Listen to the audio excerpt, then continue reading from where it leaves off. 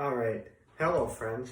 So for this week's video, I think it's important we kind of do a kind of like a mission statement where we talk about what we believe here, why it's important that we believe it.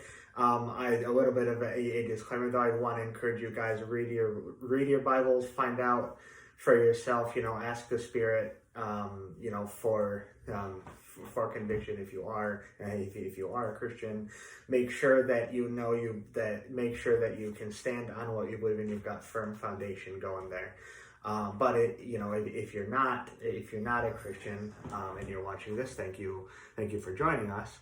But it's important to kind of understand why Christians do believe what we do believe. Why is it important to believe what we believe when we say we are a Christian? For me, honestly, I look around at the world every day. It's crazy. It's getting worse. It's not getting better. It's not going to get better. Looking at, even men, people fighting all day over stuff, there's a reason that nobody really is able to come to any type of a conclusion there. There's a reason that, that kids, when they're young, don't really have to teach them to get in trouble. They just kind of know they can do it. We are fallen men. Men are fallen, kind of ever since Adam and Eve, bit from the apple. We've kind of been fallen. We are flawed and imperfect people. So yeah, the problems of this world, basically, what it comes down to is, what I firmly believe is the problems of this world are not going to actually be solved by the world. And the Bible actually tells us right in Revelation 22. Well, there's kind of different bits and pieces throughout, but Revelation 22 basically tells us who it is that will fix the problems of the world. Obviously, that's Jesus. Side note, it actually does not tell us when. That could take us down a whole other rabbit trail there, but it does not actually tell us when. It is actually Matthew 24:36 to paraphrase that. Basically to paraphrase that, it says concerning the day and the hour, no one knows. Not the angels or the Son, only the Father. So only God actually knows when Jesus is going to come back. Jesus will be the one to come and fix the world, basically. We are, being that we are all flawed individuals. We are flawed. We are imperfect, but we also have inside of our hearts, we all know right and wrong, whether you believe or you don't believe. Morals are there. They're in our hearts. We all know right and wrong. We can argue that and try to come to different reasons why, or different reasons, to get to it. But we all kind of have that. Whether we actually believe or not, you don't need to necessarily believe, but we have it ingrained in us, on our hearts. We might not necessarily always listen to all of it, but it's there. We all have the same creator. We were all made by God. We have God's God's morals, so to speak, on our hearts. But because he is an imperfect God, we will actually not be able to actually meet his standards. He's a perfect God. He made us where we're imperfect, but we're actually never going to be able to meet his standards.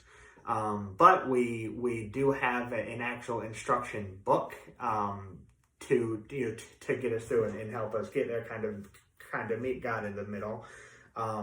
That is called the Bible, which actually that reminds me of an acronym that I heard years and years ago that has stuck with me from my grandma, who's actually probably watching this. Hi, Grandma, love you. It's basic instructions before leaving Earth, which is perfect. That pretty much, that sums up what the Bible is and why it's important. Speaking of important, going back to the whole Jesus thing, in order for Jesus, to get here, in order for us to be able to kind of meet him and meet those standards, we need to look at, starting with probably one of the most well known verses in the Bible that most people know, but that's because of how important it is. John 3:16 is absolutely probably one of the most important verses that we can know. Which we all should know it, but which basically breaks down that God so loved the world, God so loved you. Basically, he loved you specifically, that he gave his one and only son for you, so that you could be with him. Basically, so he gave his son for you, so you could be with him. That's the first part, basically, which is that is quite literally love. Like, that is like Jesus is like the literal definition. Like, he's literally love. That pretty much, that's love right there. But the second piece of that puzzle, so to speak, we can actually find in Romans 10, which I'll actually get out the actual Bible again for that, and we'll read that because it's important that we do that.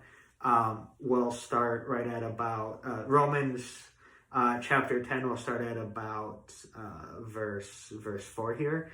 For Christ is the end of the law for righteousness to everyone who believes. For Moses writes about the righteousness that is from the law. The one who does these things will live by them, but the righteousness that comes from faith speaks like this. Do not say in your heart, who will go up to heaven, that is to bring Christ down, or who will go down into the abyss, that is to bring Christ up from the dead. On the contrary, what does it say? The message is near you, in your mouth and in your heart. That is the message of faith that we proclaim. If you confess with your mouth Jesus is Lord and believe in your heart that God raised him from the dead, you will be saved. With the heart, one believes, resulting in righteousness, and with the mouth, one confesses, resulting in salvation. Basically, what that means is we need to believe it in our hearts and say it with our mouths. He wants us to actually say it. So that also that gets very, basically the same. Basically, we need to be born again in Jesus in order to be born again. That's a common thing that's used, for Christians being a born again Christian. That kind of refers to the conversation that Jesus had was having with Nicodemus. About how we need to be born again in order to see the kingdom of heaven. Which actually, kind of the way that my own thought processes work. I've always wondered why we didn't hear about it, or if thought about whether or not that led to Nicodemus being born again himself. But we don't really. We'll have to wait and find out. Ask that in person one day, right? But So in closing, I do want to mention it is important.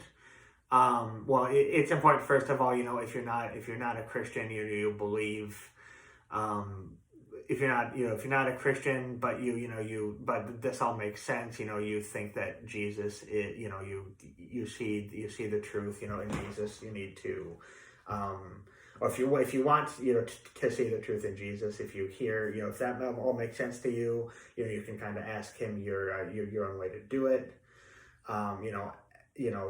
Give your life over to him, basically your own way, and then he will kind of open your eyes and you'll see the world. Honestly, he'll change. You'll get the Spirit through the Son, and then honestly, like, the world just becomes a completely different place. See things completely differently.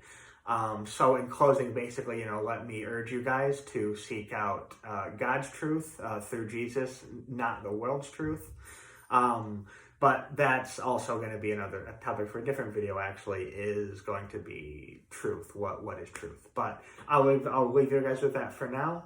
Thank you for watching, and I will also remind you guys to be the light in the darkness of this broken world. Thank you, guys. I'll see you next week.